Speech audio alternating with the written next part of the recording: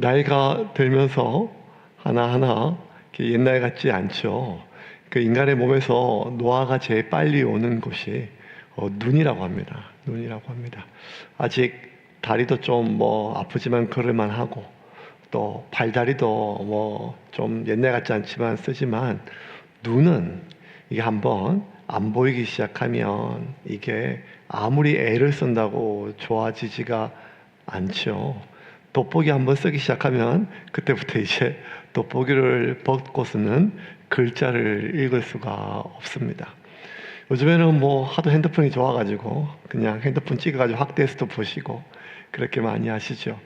근데 이렇게 점점 눈이 이렇게 점점 안 보이는 것도 있지만, 또 백내장 같은 것도 껴가지고 눈이 침침하고 이러면 이게 엄청 이것만큼 사실 답답한 게 없습니다. 예. 그러니까 우리 눈에서 다 중요하겠죠. 다 중요하지만 그 중에 뭐가 조금씩 희미해지고 약해지고 연약할 때 제일 많이 답답한 게 눈입니다. 어디 좋은 걸 봐도 뭐가 좋은지 잘 모르겠고, 그리고 뭘 읽을 수도 없고 답답하기 짝이 없지요. 그런데 인간만 눈에 이런 것이 아니라 이 동물들도 노화가 오더라고요. 요즘에는 워낙 우리가 반려동물을 많이 키우니까요. 그래서 이 사람만 지금 70, 80, 90, 100세 이게 아니라 요즘 반려동물들도요, 아주 잘 먹이고 또 잘 이렇게 돌봐서요. 예, 보통 10몇 년 살다가 죽는 그런 동물들도 이제는 더 오래 살더라고요. 더 오래 살아서 한 번씩 이제 진짜 이게 목회가 엄청 많이 변해지는 걸 느껴요. 옛날에는 이제 신방 가면 본인이 아프거나 부모님이 아프거나 혹은 이제 애가 아플 때 병원 가는 건데, 요새는요, 걔가 아프거나 아니면 걔가 이제 임종할 때가 다가오면 이 돌아가신 부모님보다 더 마음이 이렇게 아픈 것처럼. 아니 근데 제 처음에는 제가 이제 그 애완동물을 안 키워봐서 잘 몰랐는데, 가까이 이제 겪어보니까, 아니 이게 자식도 없고 이제 키우다 보면 이게 그냥 식구하고 똑같더라고요. 그러니까 살아있는 생명체에 정을 준다는 것은 그것이 어떤 존재인가 물론 또 다르겠지만, 그래서 어떨 때 진짜 이렇게 기도해 주러 한 번씩 가요. 하나님 이 질병이 떠나게 해주시고, 손도 얹고, 예, 걔한테 안수도 하고 그랬었어요. 목회적인 마음입니다. 왜냐하면 그 주인의 마음이 아프니까요. 그리고 또 그런 마음이 있으니까요. 그러면서 이제 한 번씩 봐요. 그러면서 이제 요새는 의료보험은 대한민국이 잘 되어 있지만 걔는 의료보험이 없잖아요. 그러니까 한 번 아파가지고 수술하고 이러면 돈이 엄청 들더라고요. 돈이 엄청 들고 디스크도 수술한다 하고 백내장도 수술한다 하고 이렇게 보면, 그래서 침침하면 이제 걔가 잘 못 보는 모양이에요. 잘 못 보고, 얼마 전에 대구에 있는 친한 목사님 댁에서 하룻밤 잤는데 그 걔도 한 16살인가 7살인가 꽤 오래됐어요. 이름이 하품이에요. 하품이. 근데 눈이 처음에 깜짝 놀랐어요. 양쪽 눈이 하얘요. 그래서 하나도 못 보고 냄새로만 모든 걸 이렇게 하더라고요. 그러면서 가다가 쿵 부딪히고 근데 이게 웬만하면 사람은 이제 나이가 들면 이제 어르신들이니까 그런 게 이렇게 느껴지잖아요. 근데 걔는 제가 안 키워봐서 늙었는지 잘 모르는데, 걔가 이렇게 가다가 소파에도 부딪히고 진짜 식탁 다리에도 쿵 부딪히고 밥 먹으러 오는 것도 이렇게 잘 못 오고 이렇게 냄새로 이렇게 겨우겨우 찾고 하는 걸 보니까, 야, 참 안쓰럽다. 그래서 어떤 생각이 드는가 하면, 개나 사람이나 늙어간다는 건 참 이게 서글픈 일이구나. 서글픈 일이고 힘든 일이구나. 그 중에 눈이 안 보이고 침침한 거, 이건 정말 삶의 질이 떨어지는구나. 이런 생각이 들었어요. 이 침침해서 안 보이는 것, 이것만큼 힘든 게, 답답한 게 없지요. 죄의 결과입니다. 죄의 결과로 죽음이 찾아오고 그 죽음의 증상이 노화이지요. 그런데 이 죄로 인해서 희미해진 것은 우리의 육체의 눈뿐만 아니라 우리가 영적으로 바라보는 많은 것들도 우리가 예수 그리스도 안에서 우리가 회복된다 할지라도 우리가 잠시 잠깐 이 세상에서 우리가 보고 느끼고 하는 많은 것들, 그리스도의 은혜로 우리가 은혜를 경험하고 누리고 많은 것들은 그것이 우리에게 감격으로 기쁨으로 다가온다 할지라도 마치 눈에 백내장이 낀 것처럼, 백태가 낀 것처럼 희미하게 보여진다는 거예요. 오늘 바울이 오늘 본문의 마지막 절 것처럼 지금 우리가 눈에 희미하고 거울을 보는 것처럼, 그 거울 보는 것, 지금 우리가 보는 거울처럼 이렇게 유리 거울이 아니라 이 2000년 전이나 고대 거울은 뭐 고대 거울이 아니죠. 현대 거울이 나온 지 한 200년밖에 안 됐으니까요. 거울은 그냥 금속을 이렇게 광을 내서 보는 거잖아요. 그러니까 얼굴이 굉장히 봐도 눈앞에 비춰도 희미하고 형태만 보이는 거죠. 그래서 지금 우리가 하나님의 은혜를 경험하고 성령의 은혜를 경험하고 하는 많은 것들이 우리를 감격스럽게 하고 기쁘게 하지만, 그럼에도 불구하고 지금 우리가 보는 많은 것들, 우리가 느끼고 확신하는 많은 것들은 거울을 보는 것처럼 희미하게 보는 것처럼 수건을 쓴 것처럼 잘 형태뿐이지만, 장차 주님이 이 땅에 오셔서 만드는 새날, 그 새로운 세상이 되거나 아니면 우리가 주님께 가는 그날, 그때는 마치 얼굴을 보고 대면하듯이 우리가 모든 것을 밝게 명확하게 보일 수 있다고 오늘 바울이 우리에게 이야기를 합니다. 근데 이 이야기를 하는 이 모든 그 맥락이 뭔가 하면, 여러분 지지난주에 한 3주 됐죠? 바울이 자기가 이 종이로 써진 자기를 좀 증명할 수 있는 좀 변변찮은 추천서 하나 없다고 많은 사람들로부터 공격을 받았고, 바울은 난 추천서가 필요 없다. 그렇게 종이에 쓰여진 추천서나 아니면 뭐 누가 유명한 사람 추천서가 아니라 하나님이 나의 추천이 되시고, 그리고 바로 고린도 교회 성도, 바로 여러분들이 나의 추천서입니다. 그러면서 제가 그때 이렇게 설교했던 기억나요. 제가 여러분의 추천서가 되었으면 좋겠습니다. 목회가 다 끝나는 순간까지. 예, 그래서 저 목사님을 보니까 그 성도들을, 세운교회 성도를 알겠다, 이런 것처럼 또 여러분이 저의 추천서가 되기를 바란다는 거죠. 저 분 성도를 보니까, 세운교회 성도를 보니까 세운교회 목사가 어떤 분인지, 목사님이 어떤 분인지를 알겠다. 그래서 우리가 서로가 서로에게 추천서가 되어주는 그러한 인생을 살자. 그렇게 서로의 얼굴을 빛내주는, 자랑스럽게 해주는 그런 우리 신앙생활하고 그런 교회생활하고 그런 인생을 살자라고 했던 게 제가 기억이 나요. 그 추천서에 대한 이야기에 대한 연장서입니다. 그러면서 자신의 직분은 그 종이나 이런 추천서가 아니라 바로 성령이 보정하는 직분이라는 거예요. 바울이 8절 말씀 같이 읽겠습니다. 하물며 영의 직분은 더욱 영광이 있지 아니하겠느냐. 그러니까 이게 나는 성령이 보정하는 직분이라는 거예요. 그래서 하나님의 영, 거룩한 영, 성령이 내가 어떤 사람인지 날마다 보정한다. 이게요, 바울의 진심이었어요. 자기를 변호하기 위한 말이 아니라 바울이 썼던 모든 서신서들, 편지들이잖아요. 그러니까 바울이 썼던 신약 성경의 대부분의 이렇게 빌립보서, 에베소서, 골로새서, 로마서, 고린도전서, 갈라디아서 이렇게 보면 그 편지의 처음 시작은 항상 뭐로 시작된다면 그리스도 예수의 사도된 나 바울은, 항상 이렇게 시작돼요. 그러니까 바울은 내가 누구인지, 내가 뭔지는 바로 예수 그리스도가 보증이 되시고, 그 예수님이 부활 성천하시고 이 땅에 예수님의 영이신 성령께서 지금도 내가 누군지, 내가 어떤 직분을 받았는지, 내가 무엇을 하는지 지금도 보증하고 있다는 거예요. 이것은 바울이 어딜 가든지 간에, 바울이 갈 때 자기가 환영받고 인정받고 바울을 계속해서 존중받은 건 거의 소수고요. 특별히 어떤 기적을 행했거나 병을 고쳐줬을 때 그때만 잠깐 그럴 때뿐이지, 대부분은 바울이 부정당하고 또 모욕당하고 바울이 공격당했거든요. 그런데 자신에 대한 사람들의 태도가 어떠하든지 바울이 주눅되지 않고, 바울은 늘 내가 전한 복음 외에 다른 복음을 전한 사람이 있다면 하늘에서 내려온 천사랄지라도 저주를 받을지라 하면서 항상 확신에 차 있었던 이유는 늘 바울 안에 있는 성령이 바울 내가 누구인지에 대해서 보증해 주기 때문입니다. 여러분, 이것이 사람이 비굴하거나 교만하지 않게 해줘요.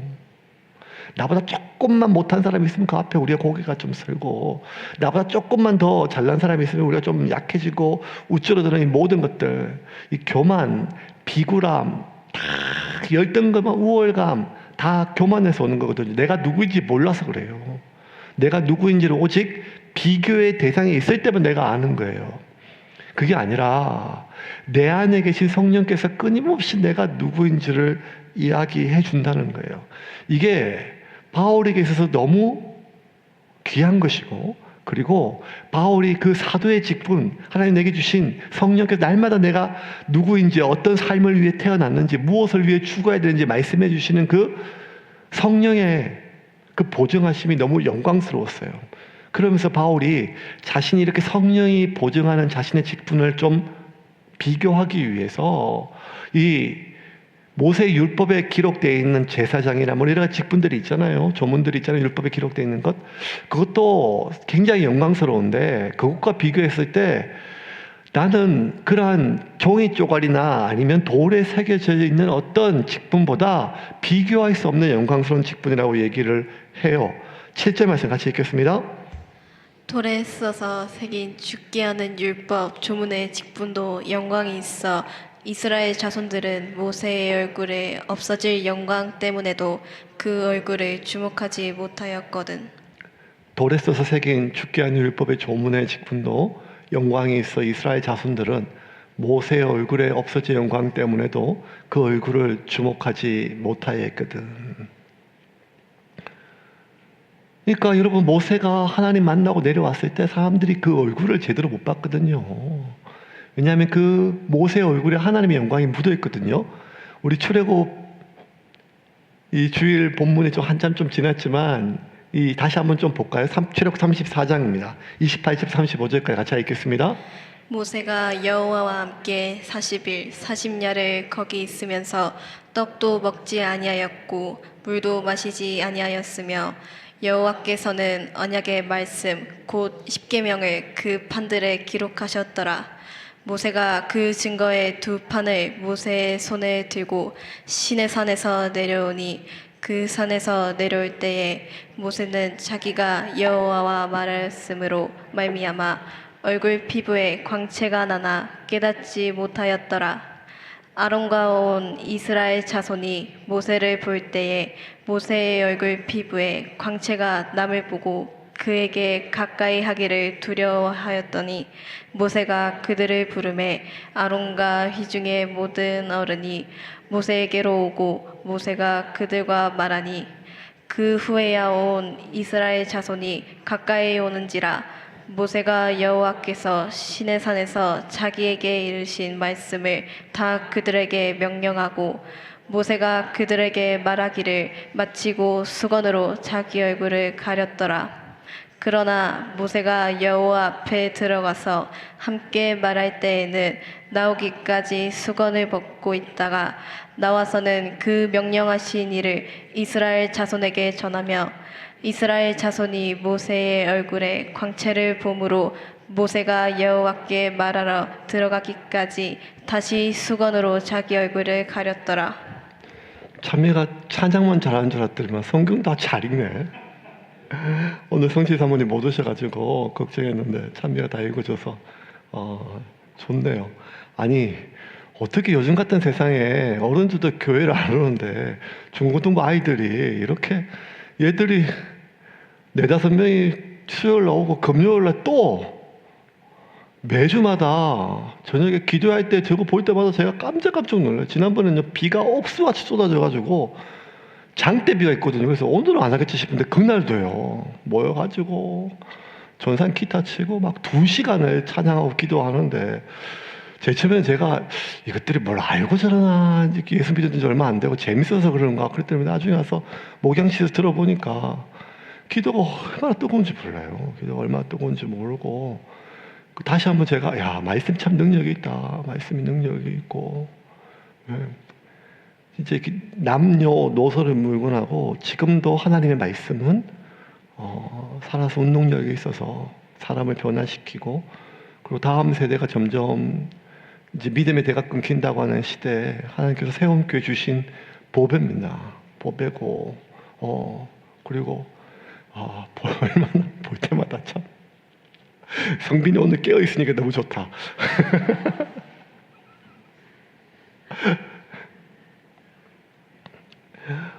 모세 얼굴에 광채가 났죠. 사람들이 그 얼굴을 못 봤어요. 여러분 그 얼굴이요, 모세의 광채가요, 하나님의 영광에 반사된 게 아니라 묻어 있는 거예요. 묻어 있는 것.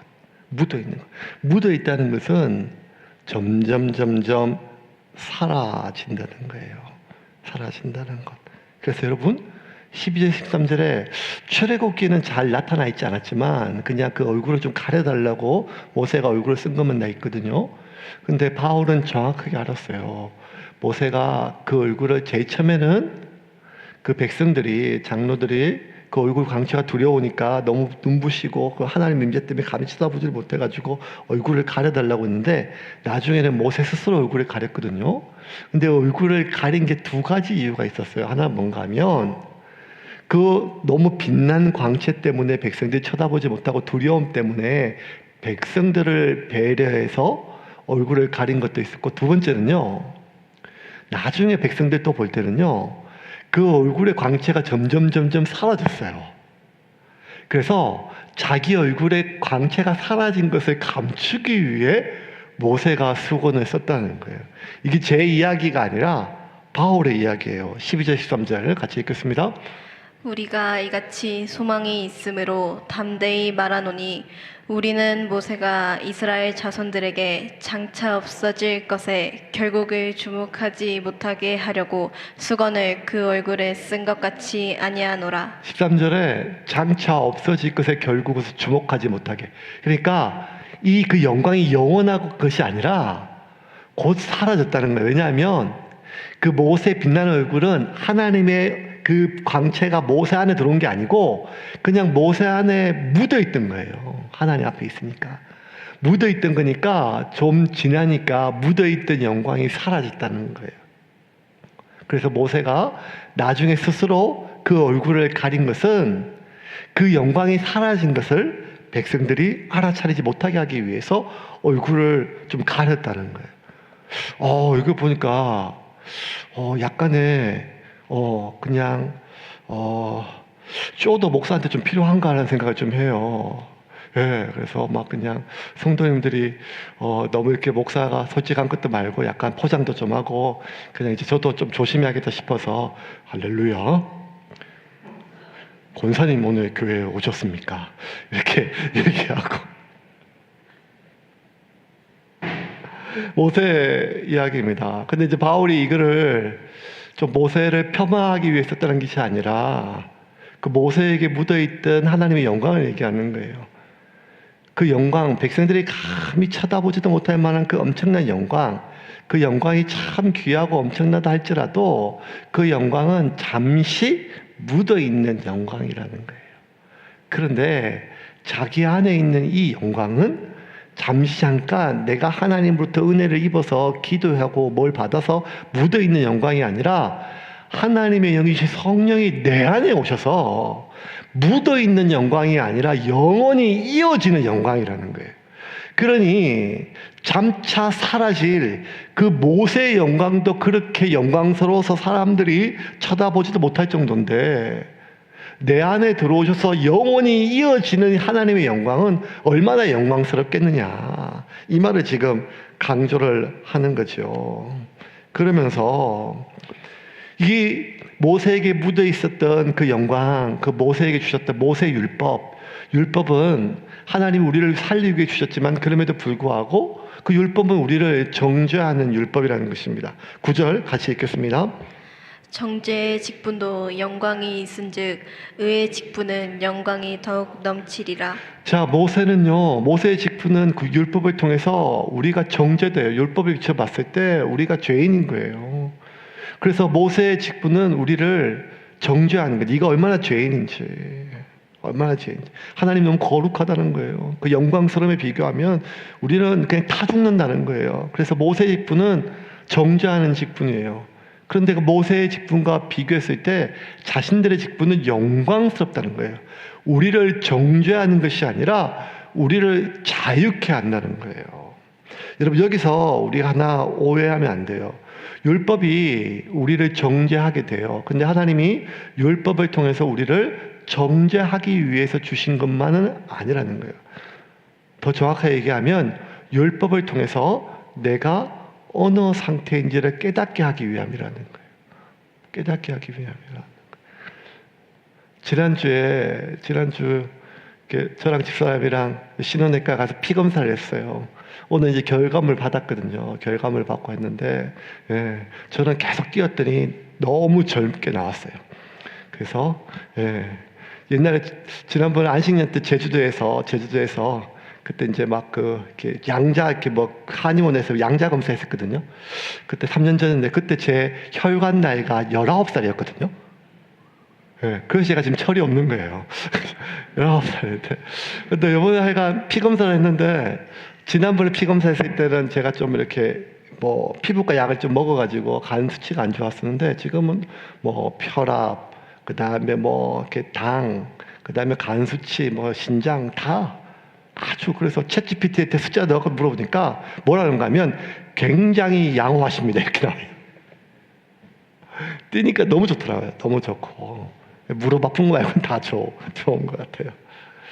그래서 여러분, 병원 가면 우리 검사해 주잖아요. 그러면 우리가 좀 있으면 좀 큰 거 이렇게 조금 좀 이상하면 CT 찍어보세요, MRI 찍어보세요, 병원에서 이렇게 얘기를 해줘요. 그럼 여러분, CT나 MRI는요, 그 역할이 뭐예요? 우리 안에 있는 병을 발견해 주죠. CT를 찍어보니까 그냥 우리가 일반 병으로 잘 몰랐는데, 엑스레이는 몰랐는데 CT를 찍어보고 MRI 찍어보니까 이거 암인 것 같다. 그러니까 여러분, CT나 MRI는요, 우리의 병이 얼마나 중한지를 발견시켜줘요. 깨닫게 해주죠. 우리 몸 안에 지금 죽음의 씨앗이 자라고 있음을 확인시켜줘요. 그런데 여러분, 그렇다고 CT나 MRI가 우리에게 암을 만들어주는 건 아니란 말이에요. 단지 이미 우리 몸 안에 있는 나를 죽음에 이끄는 그런 죽음의 씨앗들을 발견케 해준다는 거예요. 그래서 CT나 MRI 보고, 이거 뭐가 좀 있다, 이상하다, 그러면 이제 우리가 내가 지금 큰일 났다, 나를 살릴 수 있는 의사를 찾아가게 되죠. 이게 작은 병은 안 되면 큰 병원 가고, 부산에서 안 되면 서울로 가고. 왜냐하면 이제 내가 그 CT나 MRI 보고 설명해 주는 거 보고, 내가 이 간이나 폐나 어디 내장에 어디인가 지금 심각한 게 뭐가 죽음에 이르는 무언가 자락에 있다는 걸 내가 깨닫게 되면, 살기 위해서 나를 살릴 수 있는, 치료해 줄 수 있는 의사에게 찾아가는 것처럼, 우리의 육체 그 질병은 의사가 치료해 주지만 우리의 영혼의 질병은 누가 치료해 줍니까? 하나님 우리를 살리시잖아요. 마찬가지로 이 율법은 우리의 모든 것들을, 우리의 깊은 속에 있는 마음까지 비춰줘서 우리가 어디까지 죄인인지, 우리가 어디까지 얼마 정도 망가지고 무너졌는지를 우리에게 보여주는 것이죠. 그래서 하나님이 우리에게 율법을 주신 이유는 우리를 정죄하기 위함이 아니라, 우리가 우리의 상태를 깨닫고 진짜 우리에게 의사 되신 참 하나님 앞에 우리가 자발적으로 간절하게 나아가게 하기 위함이라는 거예요. 그러면 그 CT가, 율법이 우리를 정죄하거나 그런 목적이 아니라 살리려고 주시는데, 또 바꿔 말하면 율법이 우리를 살리지는 못해요. CT가 우리를 살리지 못하고 MRI가 살리지는 못하죠. 하나님께 인도하는 것만 할 수 있다는 거예요. 그런데 문제는 뭔가 하면, 1500년 동안 이스라엘 백성들은 이 CT나 MRI처럼 우리의 상태를 알게 하기 위해 주셨던 율법, 이 율법이 나를 치료하고, 이 CT만 붙들고 있으면, 이 MRI만 붙들고 있으면 우리는 살 수 있다, 여기에 매인 거예요. 눈에 수건을 쓴 것처럼 똑바로 보지를 못하는 것이죠. 그래서 우리가 이 수건을 쓴 것처럼 눈에 무언가 쓰여 있는 것처럼 이것이 벗겨져야 우리가 이런 율법에 매여 있지 않고 하나님께 은혜로 나아갈 수 있는데, 모든 인간들이, 특별히 유대인들의 눈에 쓰여 있는 이 수건, 이 율법을 집착하고 율법이 우리를 살린다고 하는 이 율법에 매여 있는 이 모든 그 두꺼운 수건을 벗겨주시는 분이 바로 예수님이라는 것입니다. 14절과 15절 같이 읽겠습니다. 그러나 그들의 마음이 완고하여 오늘까지도 구약을 읽을 때에 그 수건이 벗겨지지 아니하고 있으니 그 수건은 그리스도 안에서 없어질 것이라. 오늘까지 모세의 글을 읽을 때에 수건이 그 마음을 덮었도다. 예수 그리스도가 우리에게 그 모든 수건을 벗겨주고 우리의 영안을 밝게 하셔서 우리가 온전히 하나님을 바라볼 수 있게 해준다는 것입니다. 그래서 그 예수님의 영이신 성령에 의해서 우리가 그 수건을 벗게 되면 우리가 자유케 돼요. 뭐로부터 자유케 되는가 하면 우리를 묶고 있는 죄,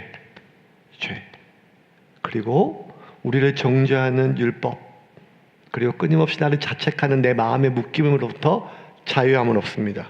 그 16절과 17절입니다. 같이 읽겠습니다. 그러나 언제든지 주께로 돌아가면 그 수건이 벗겨지리라. 주는 영이시니 주의 영이 계신 곳에는 자유가 있느니라. 자, 이게 오늘 말씀의 핵심이에요. 주의 영이 계신 곳에는 자유가 있어요. 주의 영이. 그래서 바울이 그 돌에 새겨진 율법의 그 직분보다 자기가 훨씬 더 영광스럽다는 거예요. 왜냐하면 그 자신의 이 복음은요, 사람들을 자유롭게 하는 거예요. 진리를 알지니 진리가 너희를 자유케 하리라. 그러면 이제 한번 봐야 돼요. 여러분, 우리가 신앙생활을 하기 전과 신앙생활을 하기 이후에 우리가 더 자유로워졌습니까? 아니면 더 매입니까? 이건 심각한 문제예요. 심각한 문제예요. 율법적 설교는 구약을 설교하는 게 율법적 설교가 아닙니다. 율법적 설교는 출애굽기를 설교하고 레위기를 설교하는 게 율법적 설교가 아니에요. 율법적 설교는 우리를 책망하는 설교예요. 물론 우리가 죄에 있을 때, 죄의 욕망 아래 있을 때, 하나님 앞에 게으르고 나태했을 때, 우리가 교만할 때 책망받아야 되고, 우리가 그 책망을 통하여 정신을 번쩍 차려야 되겠습니다. 그런데 그 말씀이, 율법적 설교는 하나님의 기준이 얼마나 높은지, 그리고 우리가 얼마나 낮은지, 그리고 우리가 저지르고 있는 이 죄가 얼마나 심각하고 이 죄에 대한 하나님의 진노가 얼마나 무서운지, 이것을 강조하게 되면, 야, 하나님 저 싫어하는구나, 내가 계속 이렇게 살자면 벌 받는구나, 똑바로 살아야겠다 라고 마음을 먹는데, 문제는 무엇인가 하면 그렇게 마음을 먹는 것과 우리가 그렇게 사는 것은 별개의 문제라는 거예요. 왜냐하면 우리가 그렇게 마음을 먹다가도 어느 순간 우리가 알고도 저지르고 또 모르고도 저지른다는 거예요, 죄를.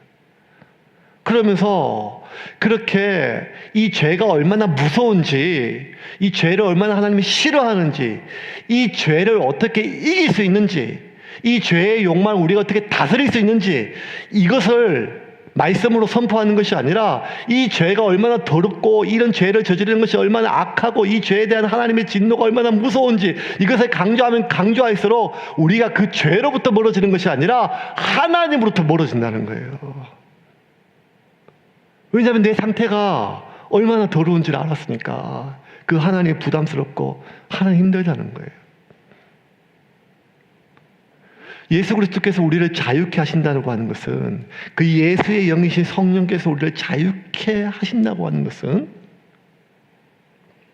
우리가 죄를 깨달을 뿐만 아니라 죄에 이길 수 있는 능력을 주시는데, 그 죄가 죄 안에 묶여있는 사탄의 교묘한 속임이 있어요, 여러분. 죄는 우리를 더럽힐 뿐만 아니라 우리에게 상처를 줘요. 더러운 것은 씻으면 돼요, 여러분. 예수의 보혈로 씻으면 돼요. 근데 상처는 씻는다고 낫게 하는 게 아니라 계속 우리에게 곪게 만든다는 거예요. 그 중에 하나가 뭔가 하면, 사탄은 우리에게 죄책감을 통하여 우리를 묶어요. 죄책감은 두 종류의 죄책감이 있어요.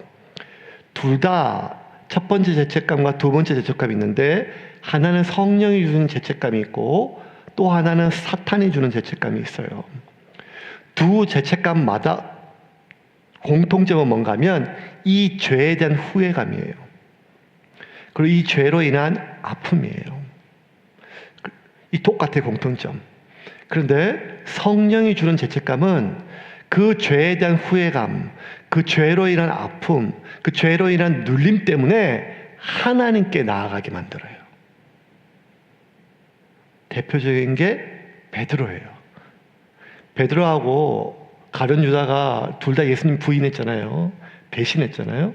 그런데 예수님께서 갈릴리 바다에서 나타나셨을 때 베드로가 예수님이다 하고 첫 번째가 뭐였어요? 뛰어들었잖아요. 이걸 보면 신약 성경에 기록되어 있는 수많은 사건 중에 가장 뻔뻔한 사건이에요.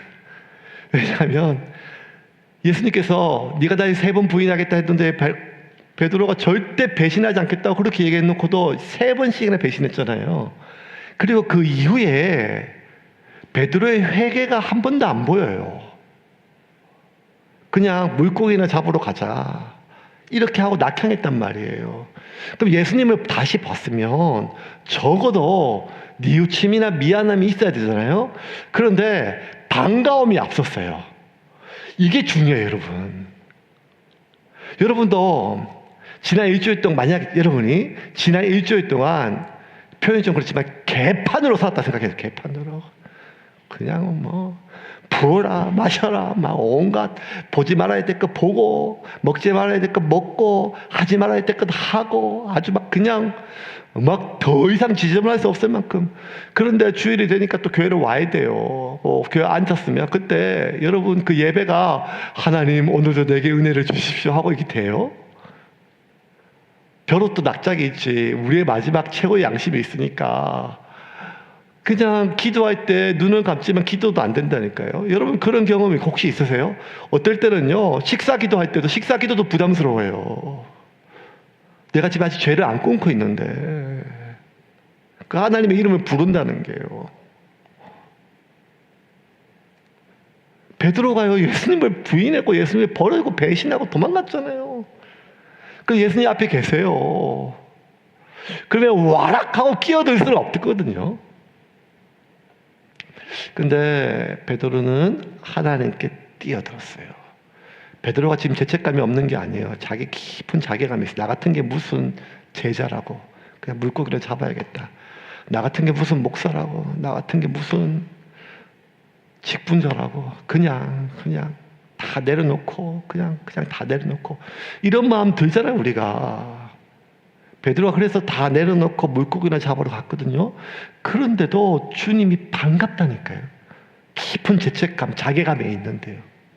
그러니까 성령이 주는 죄책감은 뭔가 하면 아직 내가 회개하거나 내가 아직 돌이키지 않았지만 내가 어떻게 되는가 하면 내가 주님께 찾게 돼요. 주님, 나를 살려주세요. 나를 살려주세요. 그냥 내가 더러워요. 그래서 막 내가 눌려 있어요. 내가 생각해 내가 용서가 안 돼요. 그래도 내가 그 순간 내가 무릎을 꿇고 눈을 감고 하나님 도와주세요 라고 하는 게 뻔뻔한 게 아니라 그 성령이 주는 죄책감이에요. 하나님을 찾게 만드는 거예요. 그럼 사탄이 주는 죄책감은 뭔가 하면 자신이 한 행동에 대한 후회가 있어요. 가룟 유다가 그랬잖아요. 돈도 싫고 다 번져두고 예수님을 쳐다볼 수가 없어요. 예수님을 피해가죠. 자기가 생각했을 때 가장 예수님을 피하는 그 마지막까지 간 게 어딘가 하면 죽음이에요. 그러면 자기 안에 눌려있는 이 죄책감, 자괴감 때문에 더 견디지를 못해요. 어떻게 보면 베드로보다 가룟 유다가 더 깊은 죄책감으로 괴로워했어요. 그럼 우리가 생각할 때 그 잘못에 대한 뉘우침의 강도가 크면 클수록 더 양심적으로 생각하잖아요. 근데 성경은 아니라는 거예요. 그렇게 뉘우치는 것, 아니 후회하는 강도, 눈물, 콧물, 그것이 아무리 크고 강도, 이것이 그 사람의 진정성이나 회개 크기를 결정하는 것이 아니라 그 결과가 뭔가 하면 그래서 하나님께 나아가느냐 아니면 하나님부터 멀어지는 거예요. 그래서 흔히 이렇게 얘기해요. 제가 권면하고 목사로서 이제 교회 오셔야죠. 이제 예배 나오셔야 되죠. 시장 진행하죠. 그러면 어떻게 된가 하면 지연제가 하도 많아가지고 지금은 못 가요. 내가 이 상태로 하나님께 예배를 못 드린다는 거예요. 이 상태로. 그런 말들 제가 많이 들어요. 그러면 그게 어쩌면 굉장히 진심일 수도 있어요. 그리고 양심적일 수도 있어요. 그런데 성경은 그게 아니라는 거예요. 성령이 주는 죄책감은 그 죄에 대해서 후회감이 크면 클수록 더 하나님을 찾게 만들고, 사탄이 주는 죄책감은 그 내가 저 목사님 얼굴도 보기 창피하고 하나님 어떻게 봐요? 뭐 이게 아니라, 사탄이 주는 죄책감은 그 후회감 때문에 더 하나님부터 멀어지게 만든다는 거예요. 그리스도 예수 안에는 결코 정죄함이 없어요. 그래서 바울은 로마에 보내는 편지에 1절, 2절 이렇게 적었습니다. 같이 읽겠습니다. 그러므로 그리스도 예수 안에 있는 사람들은 정죄를 받지 않습니다. 그것은 그리스도 예수 안에서 생명을 누리게 하는 성령의 법이 당신을 죄와 죽음의 법에서 해방하여 주었기 때문입니다. 이게 되게 중요해요. 이게 법적인 용어예요. 로마서가, 특별히 바울이 로마에 보내는 편지에는요, 법적인 용어를 굉장히 많이 썼어요.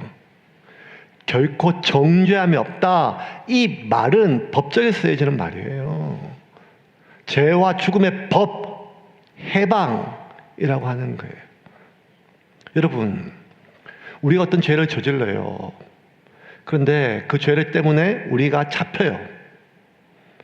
그리고 검사가 우리 잡히고 경찰에서 우리를 조사해요. 그죠?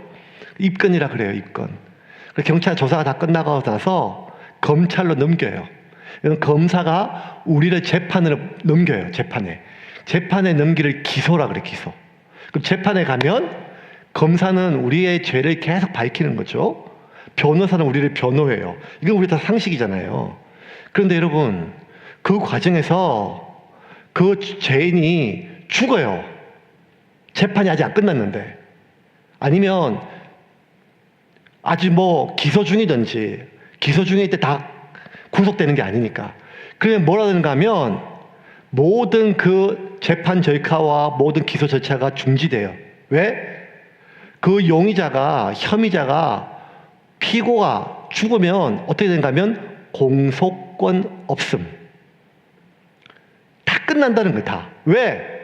그 사람이 죽었기 때문에. 그 누구도 그 죄가 아무리 큰죄고 연쇄살인범이 뭐라 할지라도 당사자가 죽으면 공소권 없음이에요. 법적으로.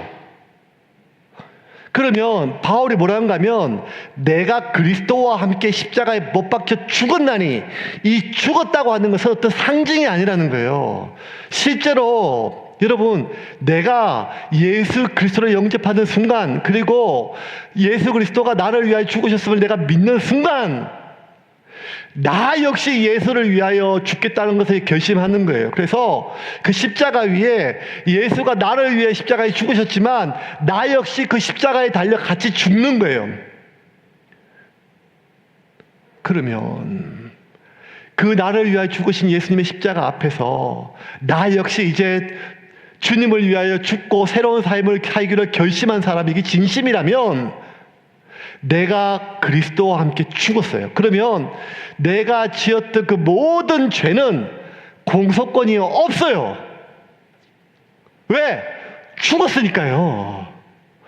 그런데 왜 자꾸 내가 회개했음에도 불구하고, 과거의 죄인데도 불구하고 그것이 기억날 때마다, 그것이 생각날 때마다 왜 죄책감 때문에 마음이 불편하고 어려운가 하면 내가 그리스도와 함께 죽지 않았거나, 아니면 사탄이 끊임없이 우리 속에 거짓으로 죄책감을 불러일으키기 때문인 거예요.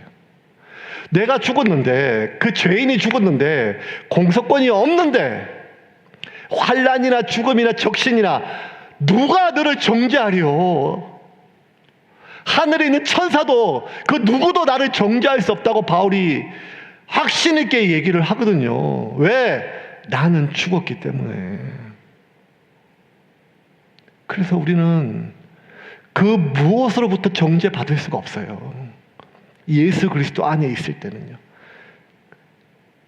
그것이 과거든 미래든 현재든 어떤 짓을 해도 괜찮다 이게 아니라, 내가 하나님으로부터 책망받을 수는 있지만 사탄이나 그 무엇으로부터 정죄받을 수는 없어요. 그래서 바울은 로마서 8장 3절 4절 이렇게 말씀하고 있습니다. 이 말씀 읽고 말씀 정리하겠습니다. 같이 읽겠습니다. 육신으로 말미암아 율법이 미약해져서 해낼 수 없었던 그 일을 하나님께서 해결하셨습니다. 곧 하나님께서는 자기의 아들을 죄된 육신을 지닌 모습으로 보내셔서 죄를 없애시려고 그 육신에다 죄의 선고를 내리셨습니다. 그것은 육신을 따라 살지 않고 성령을 따라 사는 우리가 율법이 요구하는 바를 이루게 하시려는 것입니다. 4절이 중요해요. 그것은 육신을 따라 살지 않고 성령을 따라 사는 우리가 율법이 요구하는 바를 이루게 한다는 거예요. 그냥 법적으로 면책권이 주어진다 이런 차원의 문제가 아니에요. 구원파가 얘기하는 게 여기에요. 예수 그리스도 안에 결코 정죄 없음이 없으니 우리 한번 구원받았으면 과거나 현재나 미래나 그 어떤 죄로부터 면책권이다. 그게 아니라는 거예요. 다시 4절. 단지 내가 그 책임을, 면책권, 외교관이 면책권이 있는 것처럼, 국회의원이 면책권이 있는 것처럼, 대통령이 재임 시에 외란과 내란이 아니면 뭐 이런 거, 뭐 여러 가지 많이 뭐 우리가 이제 많이 익숙해졌잖아요. 그런 것처럼. 그래 면책권의 문제가 아니라 율법이 요구하는 바를 이루게 하신다는 거예요. 무엇으로? 이제 우리가 의지로 사는 것이 아니라 성령을 따라 산다는 거예요, 여러분. 의지로. 다시는 죄를 짓지 않겠어. 다시는 그거 하지 않겠어. 내가 후회하게 했던 것, 하나님 앞에 죄롭게 하는 것, 죄책감이 드는 것, 지금도 내 마음에 묻고 있는 많은 것들, 나로 하여금 하나님 앞에 무언가 떳떳하지 못하게 만드는 모든 것들, 그것들을 내가 스스로 송구영신 예배 때 결단하고 지난 수요일에 결단하고 결심 결단. 그래서 내가 내 의지로 살아가는 것을 멈추고 성령께 맡긴다는 거예요. 주님, 오늘은 내가 내 모든 감정과 생각과 판단과 내 의지를 주님께 맡깁니다. 성령 하나님 오셔서 나를 다스려 주시옵소서. 그럴 때 우리가 자유를 누리는 거예요. 죄를 참는 게 아니라 욕구가 바뀌는 거예요. 죄가 무서워서, 죄의 심판이 무서워서 참는 게 아니라 욕구가 변화되어진다는 거예요. 언제? 성령이 나를 온전히 다스리고 우리가 성령의 인도함을 따라 살아갈 때, 그때서야 죽을 힘을 다하여 죄를 참고 견디는 것이 아니라 성령 안에 자유함을 누리고 살아간다는 것입니다. 그래서 바울은 율법의 그 어떤 모세의 직분보다 자신의 직분이 영광스럽다는 거예요. 오늘 우리를 둘러싸고 있는 그 모든 율법적, 정죄적, 그 율법적, 내가 뭘 하고 안 하고의 문제가 아니라 내 존재가 새롭게 변화되어서 성령 안에서 자유케 되기를 주님의 이름으로 축원합니다.